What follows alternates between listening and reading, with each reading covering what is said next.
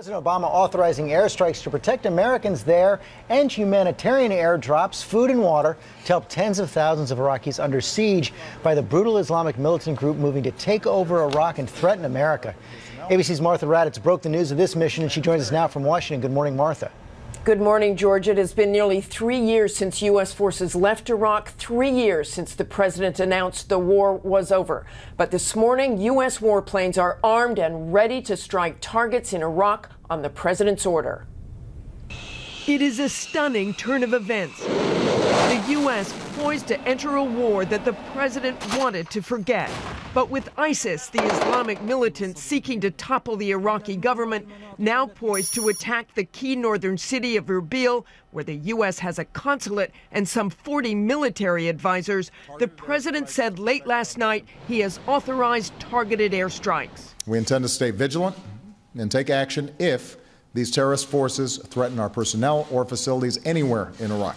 The president has said there will be no U.S. boots on the ground. I will not allow the United States to be dragged into fighting another war in Iraq. And so even as we support Iraqis as they take the fight to these terrorists, American combat troops will not be returning to fight in Iraq. But before the president spoke last night, Americans conducted that difficult and dangerous humanitarian mission. 3 U.S. Air Force cargo jets, escorted by 2 F-18 fighter jets, dropping critical supplies during a low-flying 15-minute pass in a race to stop a catastrophe. Tens of thousands of people who fled to the top of a mountain in Sinjar now slowly dying from blistering heat, pleading that there is no water, no bread. Nearly 40 children already dead.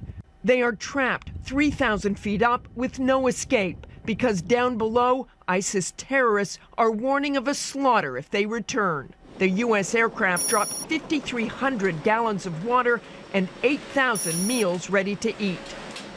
Those missions will be ongoing since those supplies could go quickly. As for those airstrikes, the president has now authorized. A U.S. official tells me that ISIS is positioning itself for a rapid advance into Erbil, and U.S. warplanes could be launched anytime there is movement towards that city. George? Have to be ready for that. Okay, Martha, stand by. I want to go to ABC's John Carl at the White House. And John, you know, the president ran for president promising to end this war in Iraq, clearly reluctant to make this decision. We saw him in quite an animated discussion yesterday with his chief of staff, Dennis McDonough, after making the decision to authorize these airstrikes. But as I said, this is not a decision he wanted to make.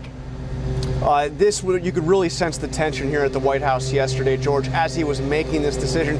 This is a president that is reluctant to use military force anywhere, but especially in Iraq. He sees as one of his top accomplishments as president ending America's involvement in an unpopular war. But in the end, the president felt that his hand was forced. It was forced because you had a humanitarian catastrophe where the U.S. military could come in and make a difference. And it was forced because that terrorist group is advancing on a city that has a large U.S. consulate, and there is a threat to Americans serving there. So in the end, the president's hand forced to make a decision that he has long resisted making. John, president's still going on vacation tomorrow, heading up to Martha's Vineyard, but is also scheduled to return to the White House next week? That's right. It's a 2-week vacation, at least that's what it's scheduled. He is scheduled to come back for 2 days. Now, White House officials won't say what the meetings are for that he is coming back. It's not necessarily about this, but you can imagine this will be high on his agenda. And of course, as the president goes to Martha's Vineyard, he is taking several of his top advisors, including his national security advisor, Susan Rice, and he has all the communications equipment to handle this. No president, as you know, George, truly goes on vacation. That's for sure. Okay, John Carl, Martha Raddatz, thanks very much.